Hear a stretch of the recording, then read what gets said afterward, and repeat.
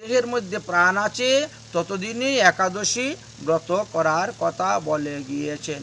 বৈষ্ণব যদিবা ভুঙ্ক্তম একাদশী প্রমাদতাম বিষ্ণু অর্চনম বৃথা তস্য নরকম ঘোরমাপ্নুয়াৎ।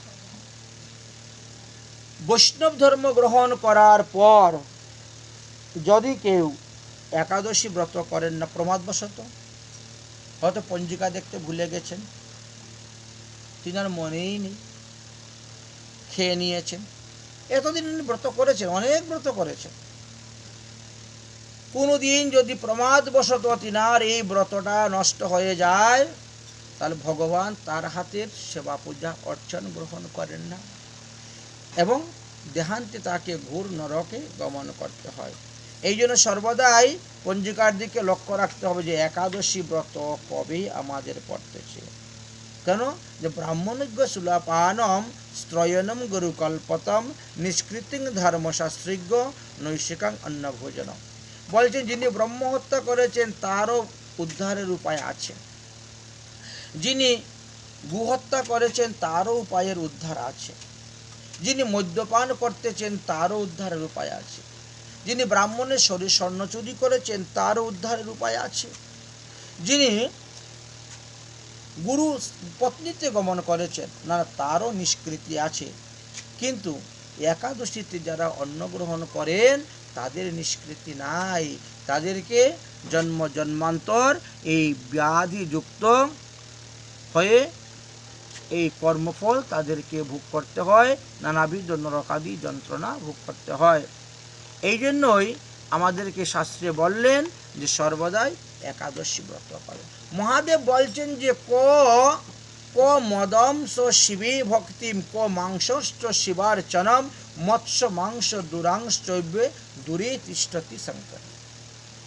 মহাদেব পার্বতীকে বলছেন, হে পার্বতী, আমার ভক্ত হয়ে যদি কেউ একাদশী ব্রত করে না, আমার ভক্ত হওয়া সত্ত্বেও যদি কেউ বিষ্ণু ভক্তকে নিন্দা করে, বিষ্ণু ভক্তকে দ্বেষ করে, ঘৃণা করে, হিংসা করে, প্রহার করে, একাদশী ব্রত করে না, আমি তাদের পূজা কখনো গ্রহণ করি না, তাদের পূজা আমি গ্রহণ করি না। যম মহারাজ যমদূতদেরকে বললেন, হে দূতগণ, যারা একাদশী ব্রত করেন খবরদার তোমরা যাবে না তাদেরকে আনার জন্য, তাদের বিচার করার ক্ষমতা আমার নেই, তাদের বিচার করবেন ভগবান শ্রীহরি। যাদের গলায় তুলসীর মালা আছে খবরদার তোমরা যাবে না তাদেরকে আনার জন্য, যাদের গলায় ঊর্ধ্বপুণ্ড তিলক আছে তোমরা তাদেরকে আনতে যাবে না, যাদের পেটের মধ্যে ভগবানের চরণামৃত, ভগবানের প্রসাদী তুলসী পাতা, ভগবানের প্রসাদ আছে, খবরদার তারা যত বড়ই পাপী হোক না কেন তোমরা কিন্তু তাকে ধরে আমার এখানে নিয়ে আসবে না, কারণ তার বিচার করার ক্ষমতা আমার নেই। ব্রহ্মহত্মাদি পাপানাং কথানাং চৈবং ব্রতহেম একাদশং য ভুঙ্ক্তবে নিষ্কৃতি নাস্তি কুত্রাপি।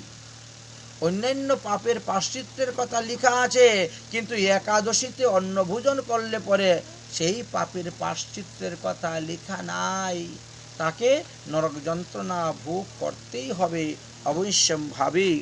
এই জন্যই বললেন যে দেখো, ভগবানের জন্য তো একাদশী নয়, একাদশী হলো আমাদের সমস্ত জীবের জন্য।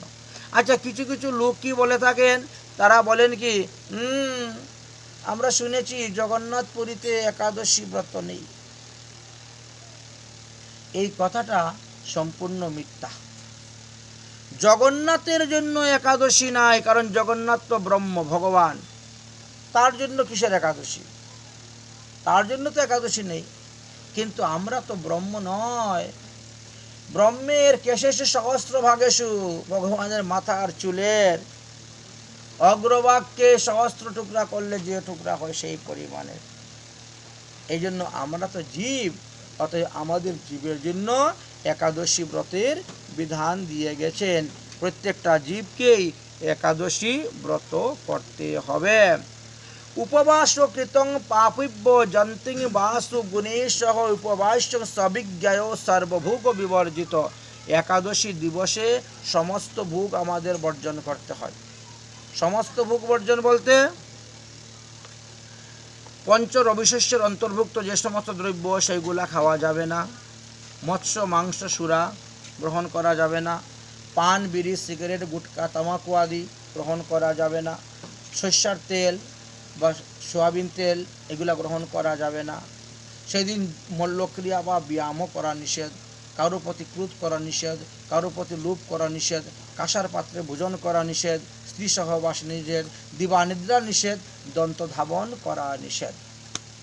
তাহলে আগামীকাল যেহেতু আমাদের একাদশী ব্রত, এই জন্য আজকেই আমাদের খাওয়া দাওয়ার পরে দাঁত ভালো করে মেজে ঘষে ঘুমাতে হবে।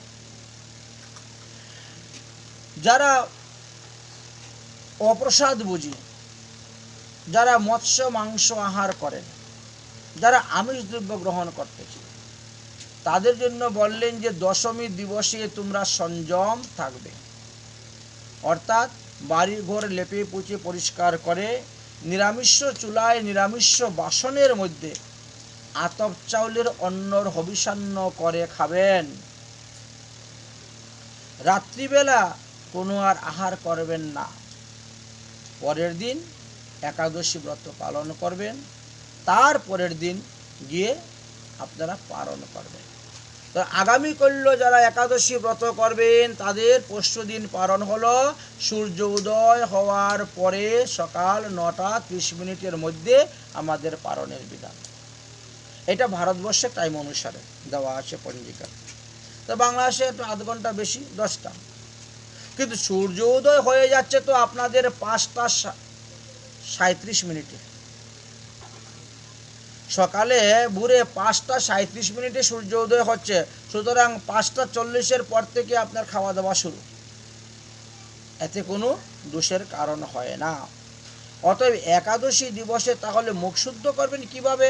বলে 12 বার মুখের মধ্যে জল নিয়ে গলগণ্ডুষ করবেন, করে সেই জলটাকে ফেলে দিবেন, তাহলে শাস্ত্রবিধি অনুসারে আপনার হয়ে গেল দন্তধাবন। আচ্ছা, যারা নির্জলা ব্রত করবেন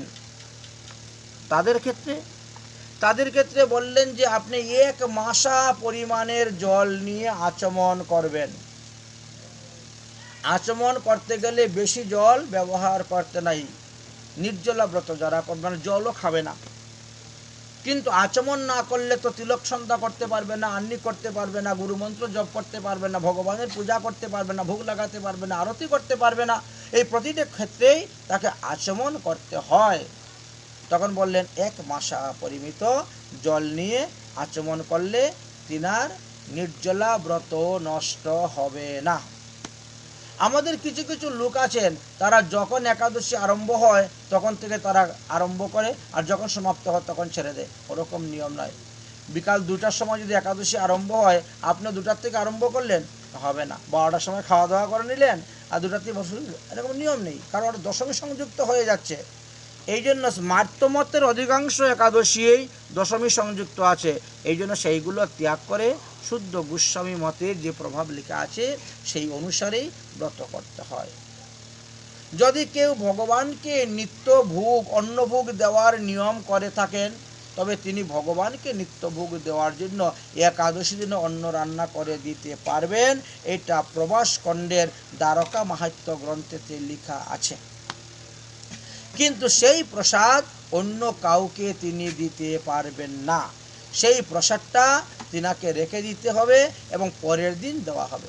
এই জন্য একাদশী দিবসে যদি কোনো ভিখারিও আপনার বাড়ি ভিক্ষা নিতে আসে, তাকে অন্নদান করা নিষিদ্ধ।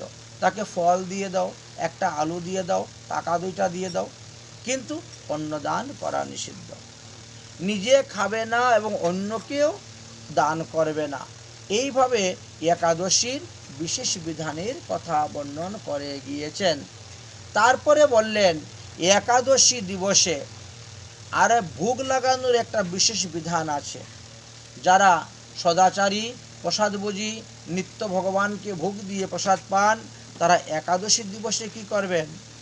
একাদশী দিবসে 3 প্রভুর 3 থালায় ভোগ লাগাবেন। তারপরে সেই ভোগ প্রসাদ দ্বিতীয়বার গদাধর পণ্ডিত, শ্রীবাস পণ্ডিত, গৌর ভক্তবৃন্দকে দেওয়া যাবে না। তৃতীয়বারে সরগোস্বামীকে দেওয়া যাবে না। চতুর্থবারে শ্রী গুরুবর্গ গুরুদেবকেও নিবেদন করা যাবে না, কারণ এরা নবদ্বীপ লীলাতে সাধক দেখিতে এরা সবাই নির্জলা উপবাস থাকেন, এই জন্য নিবেদন করা নিষিদ্ধ আছে।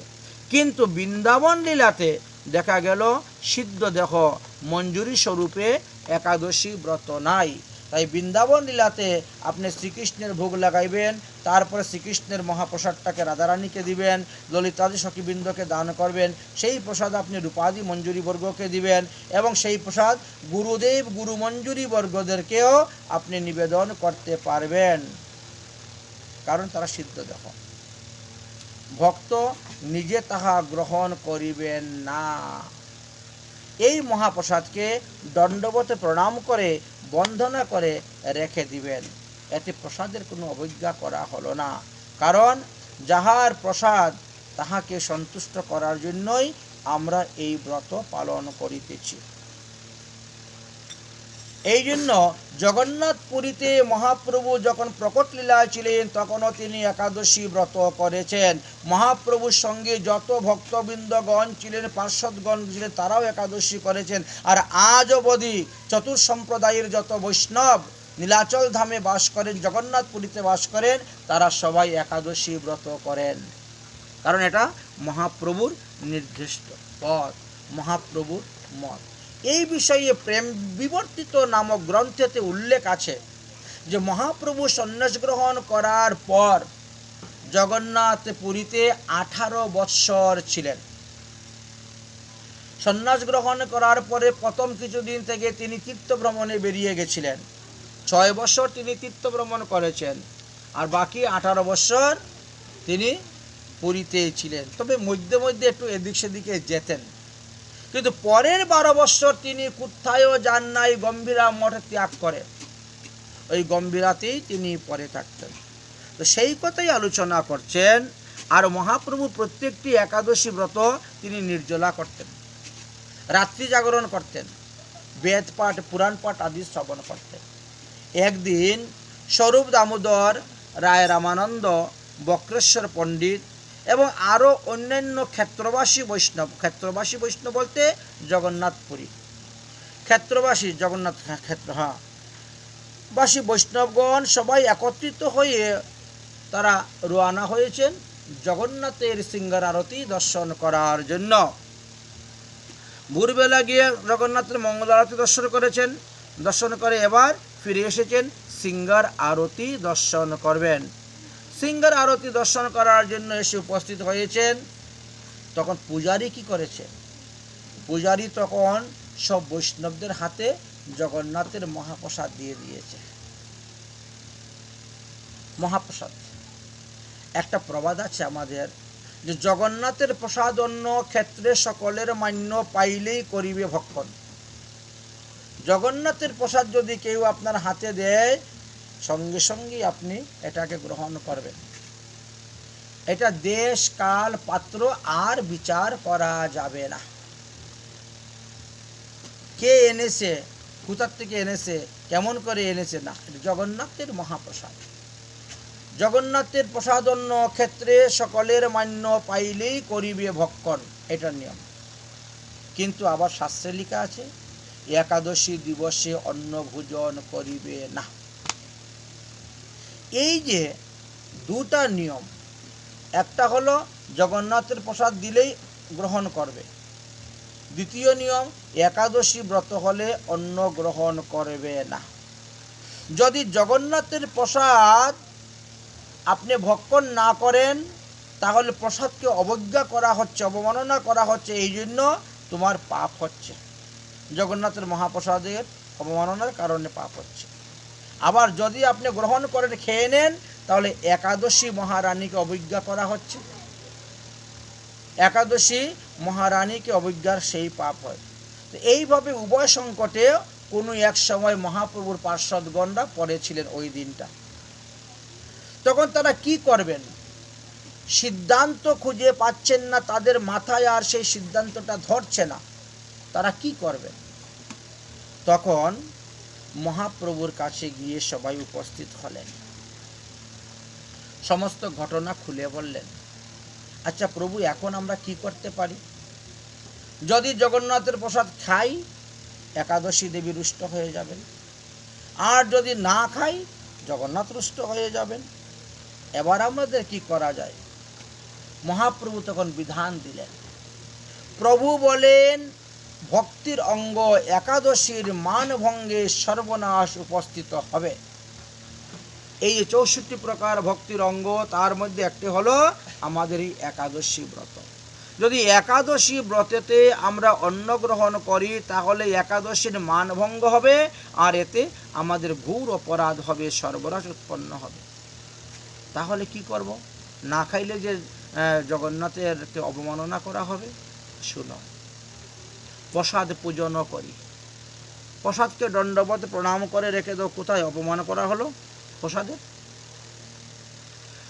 প্রসাদ পূজন করি, পরদিন পাইবে তরি, তিথি পর দিন নাহি রয়।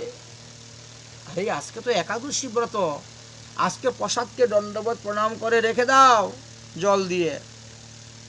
আগামী করলে তো আর একাদশী থাকবে না, কালকে দ্বাদশী এসে যাবে। আর ওই পারণের সময় আমরা সেই প্রসাদ মুখে দিয়েই আমরা পারণ করব।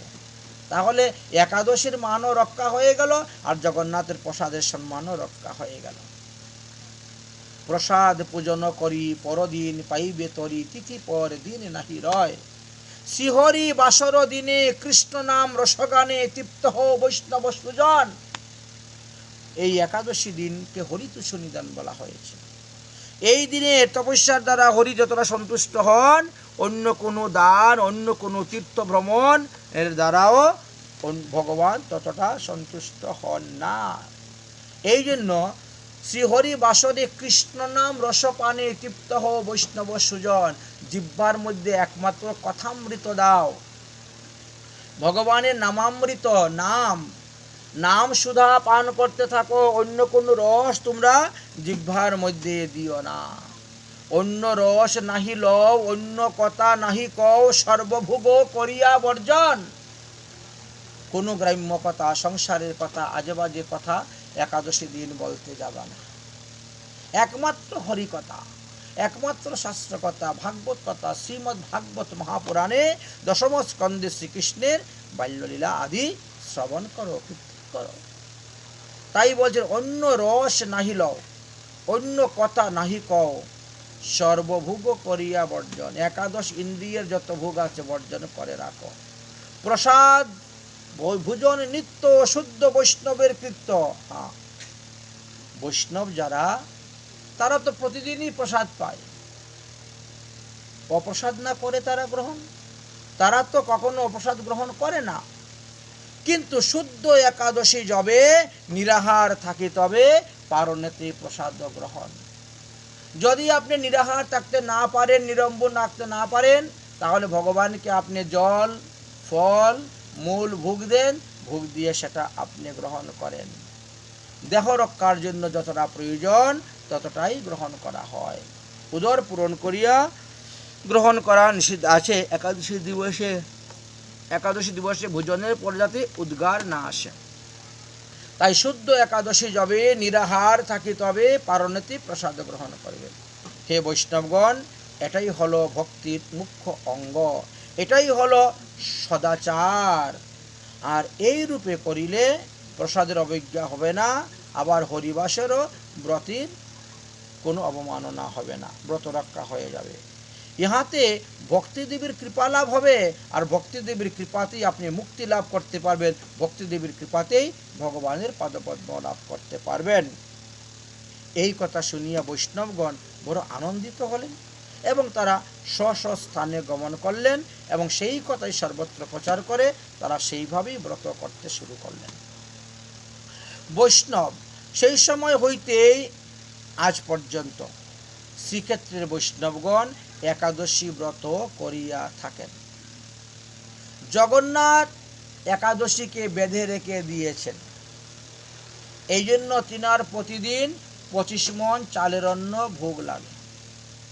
কিন্তু আমরা তো মনুষ্য, আমরা তো জীব, আমাদের কি ক্ষমতা আছে একাদশীকে বেঁধে রেখে দেব? তিনি একাদশীকে বেঁধে রেখেছেন, তার জন্য একাদশী নেই। কিন্তু আমরা তো জীব, আমাদের জন্য একাদশী ব্রত আছে। এই জন্য আমাদেরকে বললেন যে শ্রীক্ষেত্রে বাস করা সত্ত্বেও আমাদিগকে একাদশী ব্রত করতে হবে। এটা মহাপ্রভুর আদেশ, মহাপ্রভু নিজে স্বয়ং করে গিয়েছেন। এইভাবে আরো একদিন ঘটনা ঘটেছিল। রথযাত্রার পরে সমস্ত বৈষ্ণবগণ গিয়েছেন জগন্নাথ পুরীতে রথযাত্রা দর্শন করার জন্য, মহাপ্রভুকে দর্শন করার জন্য। তো একদা শ্রী হরিবর্ষর দিবসে মহাপ্রভু শ্রী জগন্নাথকে দর্শন করিবার পর তিনি গিয়েছেন নরেন্দ্র সরোবরে স্নান করার জন্য, ইন্দ্রদ্রম্য সরোবরে স্নান করার জন্য গিয়েছেন। আচ্ছা, সেই সময় কি হয়েছে? স্বরূপ দামোদর, রায় রামানন্দ, বক্রেশ্বর পণ্ডিত, আরও অন্যান্য ক্ষেত্রবাসী বৈষ্ণবগণ সকলেই তারা আসলেন, এসে মহাপ্রভুকে প্রণাম করলেন। মহাপ্রভু বললেন যে তোমরা কোথায় গিয়েছিলে, তোমরা কোথা থেকে আসছো? বলে আর বলেন না, আমরা তো গুন্ডিচা মন্দিরে গিয়েছিলাম। বাহ, গুন্ডিচা মন্দিরে গিয়েছো? আচ্ছা, ঠিক আছে ঠিক আছে, তো বলো কি? বলে প্রভু আজকের একাদশীটা আমরা কিভাবে করব, আজকের একাদশী ব্রতটা কিভাবে করব? প্রভু বলেন এক মনে কৃষ্ণ নাম সংকীর্তনে নিদ্রাহার করিয়া বর্জন। দেখেছেন মহাপ্রভুর বিধান, মহাপ্রভুর মত, মহাপ্রভুর পথ। মহাপ্রভু বললেন যে আজকে এক মনে এক চিত্তে খালি হরিনাম করো, নিদ্রা আহার করিয়া বর্জন। রাত্রিবেলা ঘুমাবে না, আবার কোনো কিছু খাবেও না। কেহ করো নাম সংকীর্তন, কেহ করো দণ্ডবত প্রণাম, কেহ করো শ্রীকৃষ্ণ কথন। কেউ ভগবানকে প্রণাম করো 108টা, কেউ উচ্চস্বরে নাম সংকীর্তন করো, আর কেউ গীতা ভাগবত আদি গ্রন্থ পাঠ করো। শ্রীকৃষ্ণ কথন এক একজন এক একটা করো না, 1 ঘন্টা করে, বাস 24 ঘন্টা এমনি চলে গেল। কথাটা শেষ হয় নাই, মহাপ্রভুর কথাটা শেষ হয় নাই এমন সময় হেনকালে গোপীনাথ পরিচা সার্বভৌম সাদ গুন্ডিচা হইতে প্রসাদ লইয়া আইলা। একাদশী দিবসে গোপীনাথ, সার্বভৌম ভট্টাচার্য আর তিনার যা শিষ্যরা ছিল সবাই মাথার মধ্যে করে একেবারে জগন্নাথের প্রসাদ নিয়ে এসে উপস্থিত। গুন্ডিচা হইতে প্রসাদ লইয়া আইলা। মহাপ্রভু বলছেন কি কি কি প্রসাদ দেখো তো খুলে, যদি ফল প্রসাদ হয় আচ্ছা তাহলে সেবা করা যাবে, অন্য প্রসাদ তো সেবা করা যাবে না, দেখো তো কি আছে। যখন সেই প্রসাদের ভাণ্ডের মুখটা খুললেন তখন দেখেন বাবা, অন্ন ব্যঞ্জন পিঠা পানা পরমান্ন দধি ছানা। মহাপ্রভুর অগ্রেতে ধরিলা। অন্ন ব্যঞ্জন পিঠা পানা পরমান্ন দধি ছানা মহাপ্রভুর অগ্রেতে ধরিলা।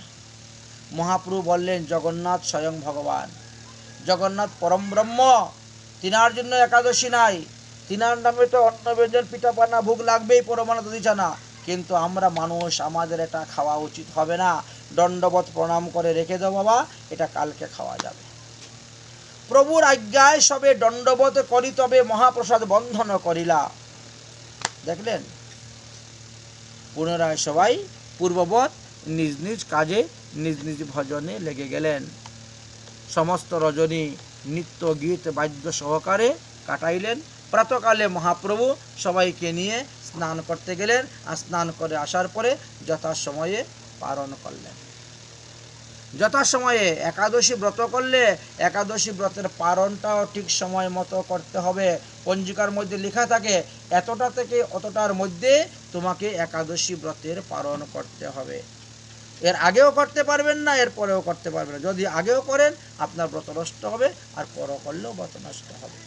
এই জন্য পালনের সময়টা একেবারে মাথায় রাখতে হবে, লক্ষ্য রাখতে হবে।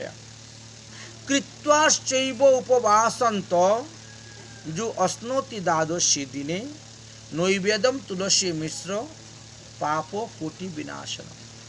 দ্বাদশী দিবসে তুমি যখন পালন করবে তখন ভগবানকে চিরাভোগ দিবে। দ্বাদশীতে চিরাভোগ দিলে আমাদের কৃষ্ণ ভক্তি লাভ হয়। ওই চিরা সহ তুলসী পাতা, ভোগের তুলসী পাতা সহ আপনি হাতে নেবেন। হাতে নিয়ে মন্ত্র বলে ভগবানকে প্রণাম করে সেই প্রসাদ মুখে দেওয়া মাত্রই আপনার পারণ করা হয়ে গেল।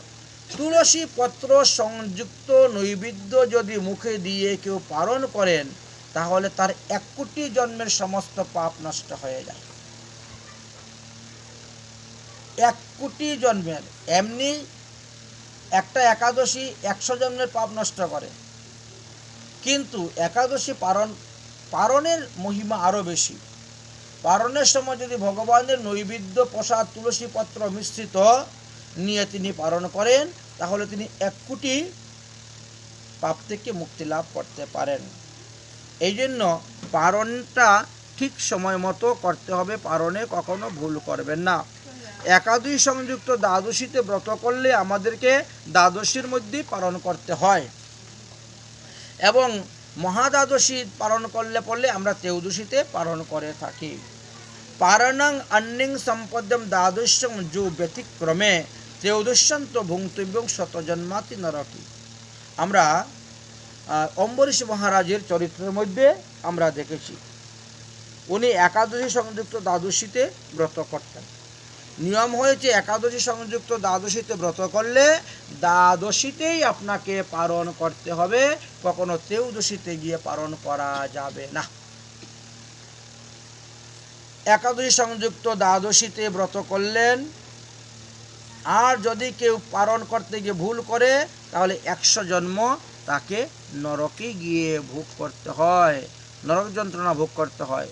এই জন্য একাদশী সংযুক্ত দ্বাদশীতে ব্রত করলে দ্বাদশীর মধ্যেই আমরা পালন করব। আর যদি শুদ্ধ দ্বাদশী করি বা মহাদ্বাদশী ব্রত করি তখন ত্রয়োদশীতে পালনের কথা বর্ণন করে গিয়েছেন। সুতরাং আপনারা স্মার্তমত কখনো পালন করবেন না, অর্থাৎ দশমী সংযুক্ত একাদশী ব্রত কখনো করতে যাবেন না। এই বিষয়ে নারদ পুরাণে অনেক তত্ত্ব কথা বলা আছে। দশমী একাদশী বিদ্যা পরতং দ্বাদশী ন চেত দ্বাদশী তো ত্রয় উপবাস ত্রয়োদশাস্ত পারণম। দশমী বিদ্যা একাদশীতে কোনোদিনও ব্রত করবেন না। শুদ্ধ একাদশীতে ব্রত করেন, নাহলে একাদশী সংযুক্ত দ্বাদশীতে ব্রত করেন, না হলে শুদ্ধ দ্বাদশীতে ব্রত করিয়া ত্রয়োদশীতে পালন করবেন। পারণের দিনেও একবার মাত্র ভোজন করবেন। পারণের পরে যারা আমিষ ভোজী আছেন তারা পারণের দিন কোনো আমিষ গ্রহণ করবেন না। দশমী দিবসে যেমন আমিষ গ্রহণ করা নিষিদ্ধ, ঠিক তেমনিভাবে পারণের দিনও আমিষ গ্রহণ করা নিষেধ আছে। আমিষ গ্রহণগুলা নিজের ব্যক্তিগত মতগত তো নয়, শাস্ত্রে কিছু কিছু দিন নির্দিষ্ট দেওয়া আছে। ওই দিনগুলা না মেনে যদি কেউ পশুর মতন আমিষ গ্রহণ করে যান তাহলে তার রোগ সুখ ব্যাধি তো হবেই, পাপ উৎপন্ন হবে, সেই পাপের ফল কর্মের ফল তাকে ভোগ করতে হবে। তাই বলছেন পারণের দিনও গায়েতে সর্ষের তেল মাখা নিষিদ্ধ আছে, মধু খাওয়া নিষিদ্ধ আছে, মাছ মাংস মদ ব্যায়াম ক্রোধ স্ত্রী সহবাস দন্ত ধাবন ইত্যাদি বর্জনের কথা বর্ণন করে গিয়েছেন। মহাদেব কাশীখণ্ডতে বলেছিলেন যে উপবাস্যে তথা শ্রাদ্ধে ন খাদ্যন্তু দন্ত ধাবনম ধাবনাৎ দন্তম কাষ্টম সংযুক্তম হন্তি সপ্তকুলানি বৈ। পিতামাতার শ্রাদ্ধের দিবসে, একাদশী আদি ব্রতের দিবসে যে ব্যক্তি দন্ত ধাবন করেন তার সপ্তকুল বিনাশ হয়। এই জন্য শ্রাদ্ধের পরে গিয়ে দন্ত ধাবন করতে হয়। আগে কি করবেন, 11 বার বা 12 বার মুখে জল নিয়ে কুলুকুচি করে মুখ শুদ্ধ করে নিতে হয়। আচ্ছা, আমাদের বিভিন্ন পঞ্জিকাতে দেখা যায়, কোনো পঞ্জিকায় বলছে আজকে ব্রত করো, কোনো পঞ্জিকায় বলছে কালকে ব্রত করো, কোনো পঞ্জিকায় বলছে পরশু দিন ব্রত করো। ইউটিউব খুললে পরে তো আপনাদের মাথা খারাপ হয়ে যায়। ইউটিউবের এক একজন এক এক কথা বলতেছে, এক এক সিদ্ধান্ত দেখাচ্ছে, তখন আমরা কোনটা করব? কেউ বলছে শুক্রবারে করো, কেউ বলছে শনিবারে করো, কেউ বলছে বৃহস্পতিবারে করো। বড় বিপদ, কোনটা করবে? বিবাদেশী চো সর্বেষু দ্বাদশাং সমুপাসিতম। যখন দেখবেন এক একজনের এক এক মত প্রকাশ করছে, আপনি কোনটায় যাবেন? বলে কারুর মত যাবেন না, সোজাসুজি পঞ্জিকা দেখে দ্বাদশীতে ব্রত করবেন। সোজাসুজি পঞ্জিকা দেখে দ্বাদশীতে আপনি ব্রত আচরণ করুন। বিবাদেশু চো সর্বেষু দ্বাদশাং সমুপবাস, বা চোখ মেজে দ্বাদশীতে প্রবাস করে। দয়ু বিবাদয়, দুই পঞ্জিকা দুই মত দিচ্ছে। দয়ু বিবাদয়ু শ্রুত্তাব দ্বাদশীং সমুপাসিক, কেউ বলছে আজ করো, কেউ বলছে কাল করো। তাহলে কি করবেন? বলে দ্বাদশীতে ব্রত করে ত্রয়োদশীতে পালন করুন। পারণো ত্রয়োদশান্তম শাস্ত্র নির্ণয় জ্ঞায়ম। শাস্ত্রে বলছেন আপনি শুদ্ধ দ্বাদশীতে ব্রত করে ত্রয়োদশীতে পালন করেন। এই বহু লোকের বাক্য শ্রবণ করতে গিয়ে আপনি বিপদে পড়ে যাবেন। বহু বাক্য বিরোধেন, বহু লোকের বহু সিদ্ধান্ত, বহু মত, বহু পথ শোনার পরে মানুষ বিভ্রান্ত হয়ে যায়, সন্দেহ হয়ে যায়, কোথায় যাব, কি করব, কার কাছে যাব। বহু বাক্য বিধানেন সন্দেহ জায়তে যদা উপাস্য দ্বাদশীং যত্র ত্রয়োদশাংস্ত পারণম। যদি এইরকম দেখেন, তাহলে আপনি দ্বাদশীতে ব্রত করে ত্রয়োদশীতে পালন করিবেন। অতএব বেদান্ত পারগামী, বেদান্ত বেত্তবিদ পণ্ডিতগণ সহস্র সংখ্যক গোদান করিলে যেই ফল লাভ করতে পারেন, তার চাইতে কোটি গুণ বেশি পুণ্য ফল লাভ করতে পারবেন এই একাদশী ব্রতের দ্বারা। 10 জন শ্রেষ্ঠ গৃহস্থ ব্রাহ্মণকে ভোজন করাইলে যেই ফল লাভ হয়, একজন ব্রহ্মচারীকে ভোজন করাইলে সেই ফল লাভ হয়। আর একজন 1000 ব্রহ্মচারীকে ভোজন করাইলে যেই ফল লাভ হয়, একজন শুদ্ধ সদাচারী বৈষ্ণবকে ভোজন করাইলে সেই ফল লাভ হয়। সুতরাং এর দ্বারা বোঝা গেল যে দ্বাদশীতে তো আমাদের বৈষ্ণব সেবা দেওয়া অতি উত্তম। দ্বাদশীতে শুদ্ধ সদাচার সম্পূর্ণ বৈষ্ণবের সেবা দিলে কি হয়? 1 কোটি ব্রাহ্মণ ভোজনের ফল লাভ করা যায়। একজন ব্রাহ্মণ 1 কোটি ব্রাহ্মণকে ভোজন করাইলে যেই ফল লাভ করবেন, শুদ্ধ সদাচার সম্পূর্ণ একজন বৈষ্ণবকে ভোজন করাইলে আপনি কোটি ব্রাহ্মণের ভোজনের ফল লাভ করতে পারবেন। এই যে একাদশী দিন ব্রত থাকবেন এবং দ্বাদশী দিনে আপনারা যে পালন করবেন, পালনের সময়ে ভগবানের মহাপ্রসাদ হাতে নেবেন। ভগবানের মহাপ্রসাদ হাতে নিয়ে কি বলবেন? বলবেন অজ্ঞান তিমিরান্ধস্য ব্রতে অনেনা কেশব প্রসিদ্ধ স্তন্মুখ নাথ শুদ্ধ ভক্তি প্রদীয়তাম। অর্থাৎ হে কেশব, আমি অজ্ঞান অন্ধকারে পতিত হয়ে রহিয়াছি। এই একাদশী ব্রতের দ্বারা আপনি প্রসন্ন হন, আমার প্রতি আমার সম্মুখে প্রকট হন, আমাকে শুদ্ধ ভক্তি তত্ত্বজ্ঞান প্রদান করুন। প্রথম। দ্বিতীয় মন্ত্র হল তব প্রসাদ স্বীকারাৎ কীর্তম ইয়ৎ পারণং ময়া ব্রতে অনেন সন্তুষ্ট স্বস্তিং ভক্তি প্রয়শ্চতু মে। প্রয়শ্চ মে। হে প্রভু, ভবদীয় আপনার প্রসাদ আমি হাতে নিয়েছি পালন করার জন্য। অতএব আপনি এই ব্রতের দ্বারা প্রীত হয়ে আমাকে শুদ্ধ ভক্তি প্রদান করুন। মহাপ্রসাদে গোবিন্দে নাম ব্রহ্মাণি বৈষ্ণবে স্বল্প পুণ্যব্রতাং রাজং বিশ্বাস্য নৈব জায়তে। যাদের এই মহাপ্রসাদের প্রতি বিশ্বাস নাই, যাহাদের হরিনামের প্রতি বিশ্বাস নাই, যাহাদের ভগবানের প্রতি বিশ্বাস নাই, তাদের কিন্তু কখনো কল্যাণ হয় না। এই জন্য প্রসাদকে স্তুতি ভক্তি করে প্রণাম করে প্রসাদ গ্রহণ করতে হয়। শরীর বিদ্যা জাল জনন্ডীয় তাহে কালো জীবে পেলে বিষম সাগরে, তার মধ্যে জিহ্বায় অতি লোভময় সুদূরমতি তারিতে যা কঠিন সংসারে, কৃষ্ণ বড় দয়াময় করিবারে জিহ্বার জয় সপসাদ অন্ন দিলেন ভাই, সেই অন্নামৃত পাও রাধা কৃষ্ণের গুণ গাও প্রেমী ডাকো চৈতন্য নিতাই। কেন বললেন? এই যে জিহ্বা ইন্দ্রিয় না বড় দুর্বার। এই জিহ্বার লালসায় যারা ইতি উতি ধায়, বলে কৃষ্ণ উদর পরায়ণ কবু কৃষ্ণ নাহি পায়। তাই ভগবানকে পেতে গেলে জিহ্বার লালসা আমাদেরকে ত্যাগ করতে হবে। যত আশা করবেন ততই দুঃখ পাবেন। আশাই পরম দুঃখ, নিরাশা পরম সুখ। আমাদের দেহ ধারণের জন্য খাদ্যের প্রয়োজন, খাওয়ার জন্য আমাদের বেঁচে থাকার প্রয়োজন নয়, বেঁচে থাকার জন্য আমাদের খাবার খেতে হয়।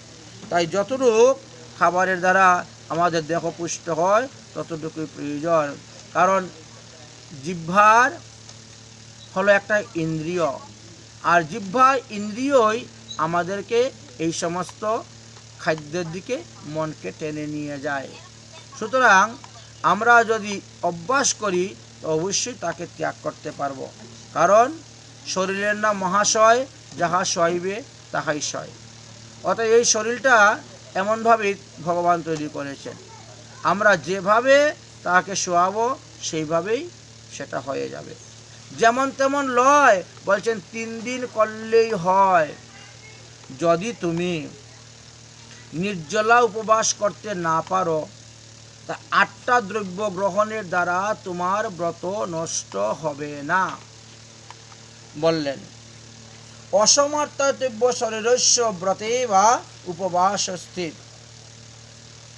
যদি তুমি নিজে ব্রত না করতে পারো, তোমার পরিবারের অন্য কাউকে দিয়ে ব্রত করাতে পারো। বুঝেছেন? আমাদের অনেকে আছে স্বামী করে না ব্রত, তো আমি করব কেন স্ত্রী? এরকম কোনো নিয়ম নেই। স্ত্রী যদি ব্রত করে সেই পুণ্যফল স্বামীকে দান করে তবুও তার কল্যাণ। তো 8 প্রকার দ্রব্য আমরা গ্রহণ করলে ব্রত নষ্ট হয় না। প্রথমে বললেন জল, তারপরে বললেন ফল, তারপরে বললেন মূল, আলু ইত্যাদি। আচ্ছা, তারপরে কি বললেন? বলে হ্যাঁ, কাঁচা কলা, পেঁপে, সন্দুক লবণ, গোলমরিচ, গভীত ইত্যাদি সেবন করতে হবে। আচ্ছা, বেশি যদি অসুস্থ হয়ে পড়েন, বলে তাহলে ঔষধও খেতে পারবেন। ঔষধের খেলেও তোমার ব্রত নষ্ট হবে না, এবং গুরু বাক্য, ব্রাহ্মণ বাক্য ইত্যাদি দ্বারাও ব্রত নষ্ট হয় না, এই কথাও শাস্ত্রে বলে গিয়েছেন। কিন্তু যিনি সদ্গুরুদেব তিনি কখনো বলবেন না যে তুমি একাদশীতে অন্ন গ্রহণ করো। যিনি সৎ ব্রাহ্মণ তিনি কখনো এই কথা বলবেন না। এইখানেই সৎ অসৎ আমাদের নির্ণয় হয়ে যায়। কারণ গুরুর বাক্য যদি শাস্ত্রের সঙ্গে মিল না থাকে, তাহলে সেই গুরু সদ্গুরু পদবাচ্য হতে পারেন না। যাই হোক, আমরা গর্গসংহিতার অশ্বমেধ খণ্ডের 6ষ্ঠ অধ্যায়ে দেখেছি যে কোনো এক সময়ে ভগবান শ্রীকৃষ্ণের প্রপুত্র বজ্রনাভ গর্গাচার্য মুনিকে জিজ্ঞাসা করেছিলেন, হে গুরুদেব, হরিবাসরে নির্জলা ব্রত করা তো ভালো, কিন্তু যাহারা নির্জলা ব্রত করতে পারবে না, ফলাহার করবে, তারা কি ব্রতের ফল পাইবে না ব্রতের ফল পাইবে না? গর্গাচার্য বললেন, বাবা, ব্রতেতে যে যতটা পরিশ্রম করবে তিনি ততটাই ফল লাভ করতে পারবেন। যদি কেউ নির্জলা করেন এবং রাত্রি জাগরণ করেন, তাহলে তিনি ব্রতের 16 আনা ফল পাইবেন। যদি নির্জলা করে রাত্রি জাগরণ করে না, তাহলে ব্রতের 12 আনা ফল পাইবেন। যদি নির্জলাও করবে না, রাত্রি জাগরণও করবে না, ফলমূল খেয়ে থাকবে, তাহলে ব্রতের 8 আনা ফল পাইবেন। কিন্তু শাস্ত্রে কি বলছেন? মা ফলেষু কদাচন, হে ভক্তগণ, তোমরা ফলের আশা করিয়া ব্রত করতে যেও না, ফল দেওয়ার মালিক আমি। তাহলে 3 ধরনের ব্যক্তি এই একাদশী আদি ব্রত করে থাকেন। এক ধরনের ব্যক্তি হলেন পাপ থেকে মুক্তি লাভ করতে পারবো তাই একাদশী ব্রত করেন। এক ধরনের ব্যক্তি আছেন নরক থেকে মুক্তি লাভ করা যাবে তাই একাদশী ব্রত করেন। এক ধরনের ব্যক্তি আছেন পুত্র সন্তান ধন সম্পত্তি লাভ করা যাবে তাই তারা একাদশী ব্রত করিয়া থাকেন। কিন্তু সাধুরা ব্রত করেন নিষ্কাম ব্রত, তাদের কোনো কামনা নাই, বাসনা নাই। ভগবানের প্রীতির জন্য, ভগবানের সন্তুষ্টির জন্য তারা এই একাদশী ব্রত করিয়া থাকেন। তাই বলছেন, আপনি যত প্রহর নির্জলা থাকবেন তত প্রহর নির্জলা ব্রতের ফল পাবেন। আচ্ছা, ঘুম থেকে সাধারণত 9টার আগে তো কেউ খাওয়া দাওয়া কিছু করেও না। তাহলে 9টা পর্যন্ত যদি আপনি না খেয়ে থাকেন, তাহলে 1 প্রহর আপনার নির্জলা ব্রতের ফল লাভ করতে পারলেন। যদি 12টা পর্যন্ত কিছু না খেয়ে থাকেন, তাহলে 2 ঘন্টা সময় আপনি নির্জলা ব্রতের ফল লাভ করতে পারলেন। যদি 3টা পর্যন্ত না খেয়ে থাকেন, তাহলে 3 প্রহর নির্জলা ব্রতের ফল লাভ করে। এইভাবে আমাদের অষ্টপ্রহর, দিন রাতে অষ্টপ্রহর হয়। তাই যে যতটা সময় না খেয়ে থাকবেন, তিনি ততটা সময়ের জন্যই নির্জলা ব্রতের ফল লাভ করতে পারছেন। ঠিক তেমনিভাবে রাত্রি জাগরণ। এখন গরমের দিন তো দেখো, হাই গরম করতে করতে, হাই বাতাস করতে করতেই রাত 12টা বেজে যায়। তাহলে 12টা পর্যন্ত যদি কেউ জাগরণ থাকেন, তাহলে অর্ধরাত্রি জাগরণের ফল মানে দ্বিপ্রহর, দুই প্রহর, 4 প্রহরে দিন, 4 প্রহরে রাত, তাহলে 2 প্রহরের ব্রতের ফল তিনার লাভ হয়ে গেল নির্জলা এবং রাত্রি জাগর এইভাবে। তাই সমস্ত উপবাসং প্রুক্তং লভতেং ফলম, সম্পূর্ণ করলে সম্পূর্ণ ফল পাবে। ফলাহারেশ্চ অর্ধাঙ্গ ব্যাপিং চিহ্নহাম জলশিব, অতএব যারা ফলাহার করেন তারা অর্ধেক ফল লাভ করতে পারবেন। তবে একাদশী দিবসে 11 বারের বেশি কিন্তু খেতে যাবেন না। ফলাহার করবেন বলে যে বারবার ফলাহার করবেন তা নয়, 11 বারের বেশি খেতে যাবেন না। একাদশীতে 11 বার খাবো না, তা করলে হবে না। দ্বিজায় অর্ধয়া ব্রাতং মন্যম আদ্যম আত্মনিং ভোজনং দ্বিভাগম জলমাস্নতিং বলায়ম ফলস্ততা। যিনি ব্রত করবেন, তিনি যতগুলো ফল গ্রহণ করবেন, তার অর্ধেক ফল তিনি ব্রাহ্মণ বৈষ্ণবদেরকে দান করিয়ে দিবেন। ব্রতের দিনে ফল দানের বিধান দেওয়া আছে। ফল দান করলে এতে কোনো দোষ হয় না। যতগুলা ফল আপনি গ্রহণ করবেন, যতটুকু জল আপনি গ্রহণ করবেন, তার অর্ধেকটা ব্রাহ্মণ বৈষ্ণবকে দান করে দিবেন। একবারং চ রাজেন্দ্র ভুক্তম হরিবাসরে তৃতীয় প্রহরে হন্তি প্রুক্তমায়ম চ। হ্যাঁ, তবে একাদশী দিবসে 12টার পরেই একবার ভোজন করাটাই শ্রেয়। সূর্য উদয় থেকে সূর্য অস্ত পর্যন্ত একবারই ভোজন করাটা শ্রেয়। যাহারা হরিবাসরে রাত্রি জাগরণ করতে পারে না, অথবা 2 বারের বেশি ফল আহার করে থাকেন, তারা তো ব্রতের সম্পূর্ণ ফল পায় না। তারা কেউ 4 আনা, কেউ 6 আনা, কেউ বা 8 আনা, এইভাবে ব্রতের ফল তারা লাভ করিয়া থাকেন। সুতরাং ব্রতের প্রতি যার যতটা পরিশ্রম হবে, তিনি ততটাই ব্রতের ফল লাভ করতে পারবেন। তিনার পরিশ্রমের উপর নির্ভর করতেছে। যে যেমন পরিশ্রম করবেন, তিনি তেমনই ফল লাভ করতে পারবেন। অতএব একাদশীতে কখনো পঞ্চরবিশেষ্য ভোজন করতে যাবেন না। এইবার সমস্ত গোপীগণ রাধারানীকে বলেন, আচ্ছা বলেন তো, এই একাদশী ব্রত পূর্বে কে কে করেছিল? আমরা এই বিষয়ে জানতে চাই, আপনি কৃপা করিয়া বলুন। রাধারানী বললেন, জানো, সর্বপ্রথম এই ব্রত দেবতারা করেছিলেন। কেন? দেবাসুর সংগ্রামের সময় অসুরেরা দেবতাদের রাজ্যকে দখল করে নিয়ে গিয়েছিল। তখন তারা নিরুপায় কি করবে? ভগবান বিষ্ণুর কাছে গিয়ে উপস্থিত হলেন। ভগবান বিষ্ণু বললেন, তোমরা একাদশী ব্রত করো, তাহলে তোমাদের হারানো রাজ্যকে তোমরা পুনরায় ফিরে পাবে।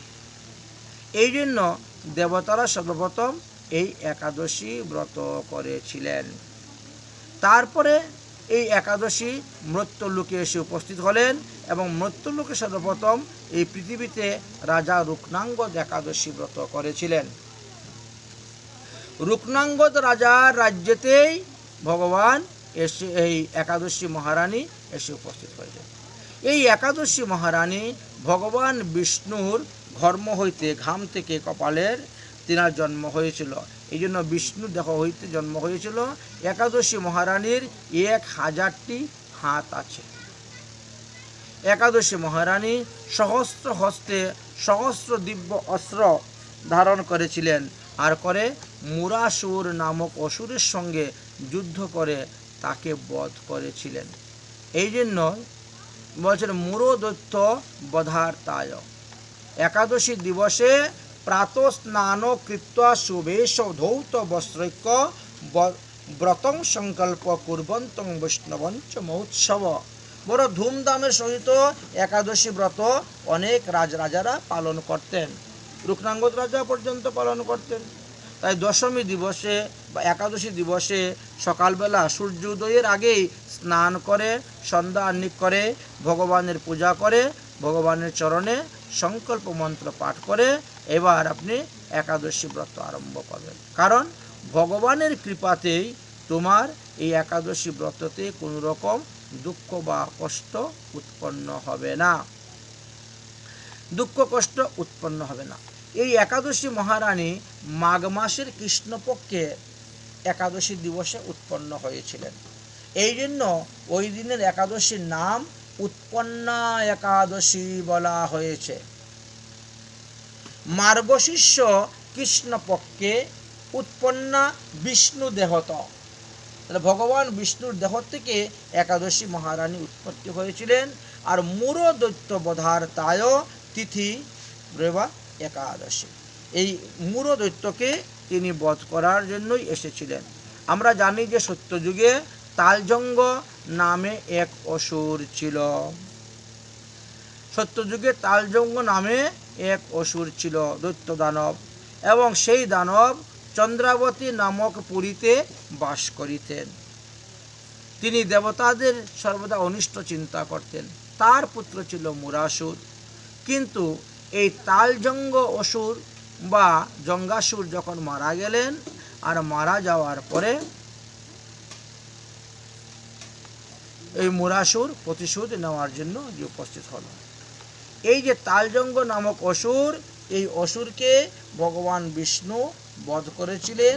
আমাদের মথুরা থেকে একটু দূরে লৌহবন নামক বন আছে,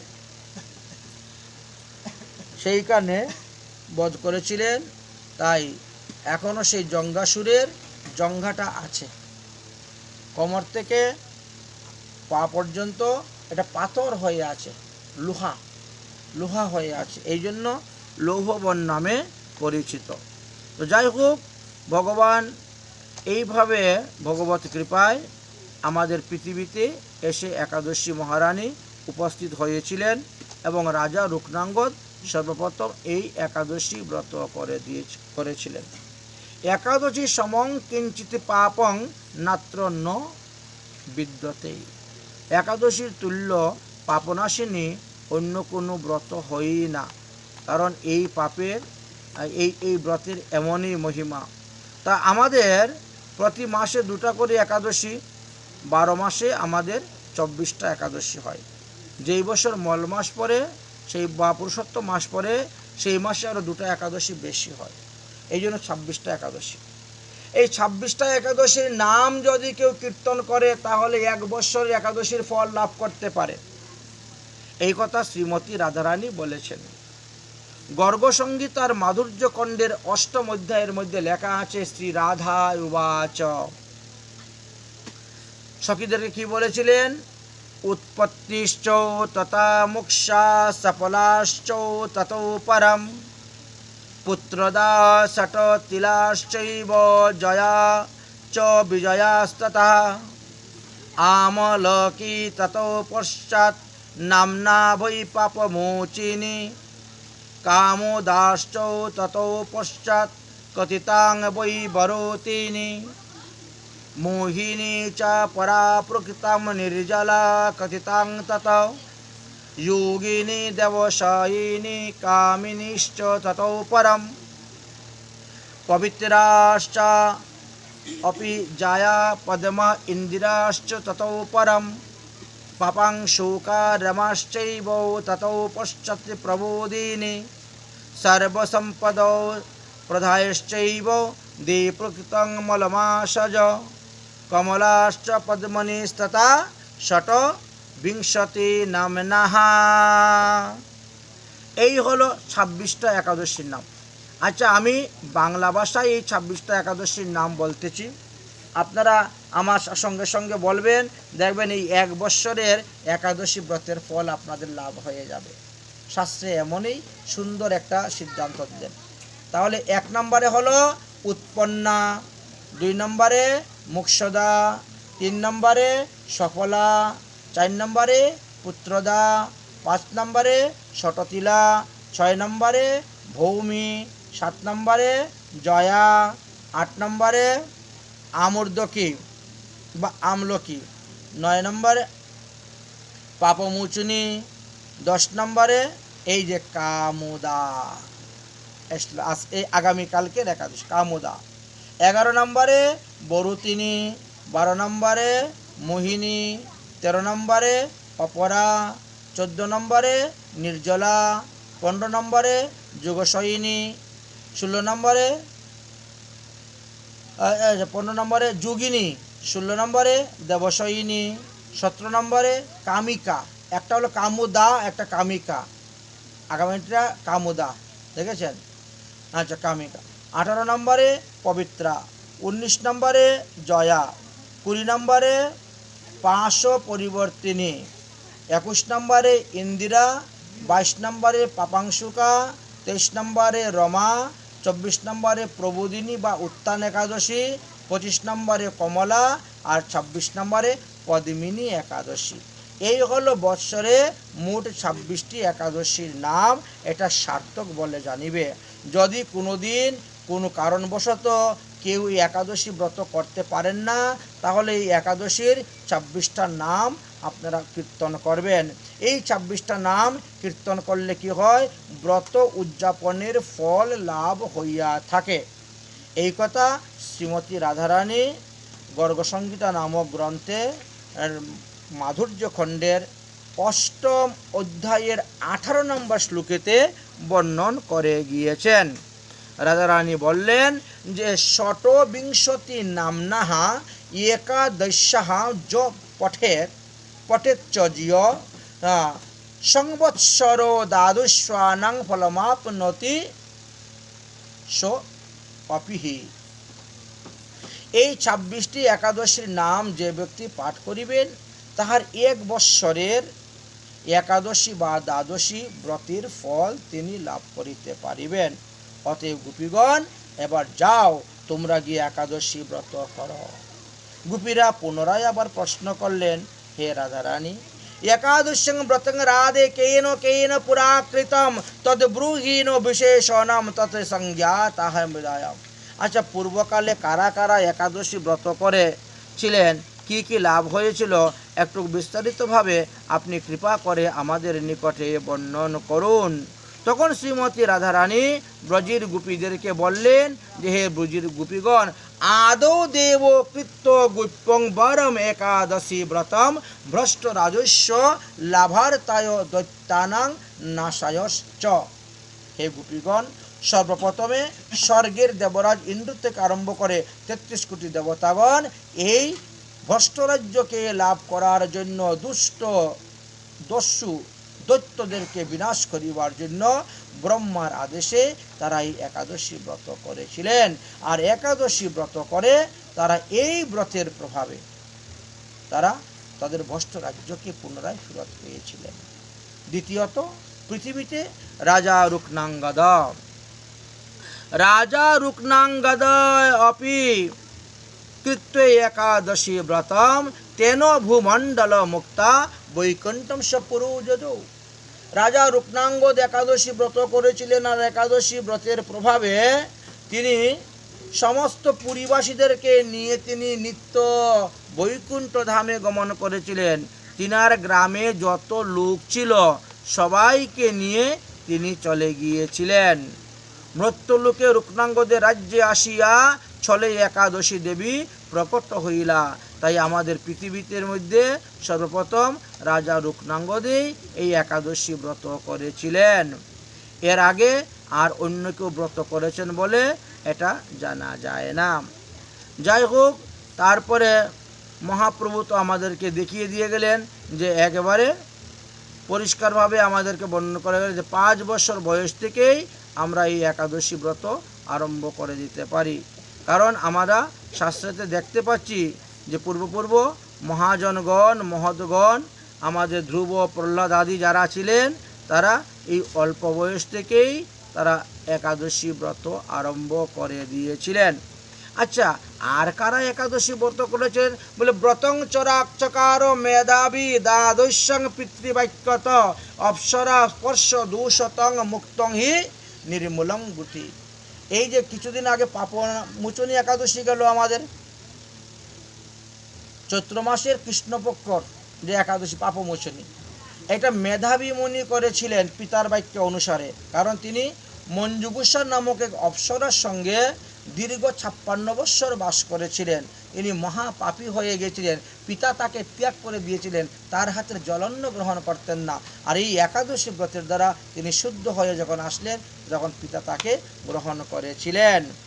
একাদশী ব্রত মান্দাতা এই একাদশী ব্রত করেছিলেন, তাই সশরীরে স্বর্গে তিনি ভ্রমণ করতেন, গমনাগমন করতেন। এমনকি রাজা সগর একাদশী ব্রত করেছেন, রাজা কুকুস্থ একাদশী ব্রত করেছেন, রাজা মুচুকুন্দ একাদশী ব্রত করেছেন।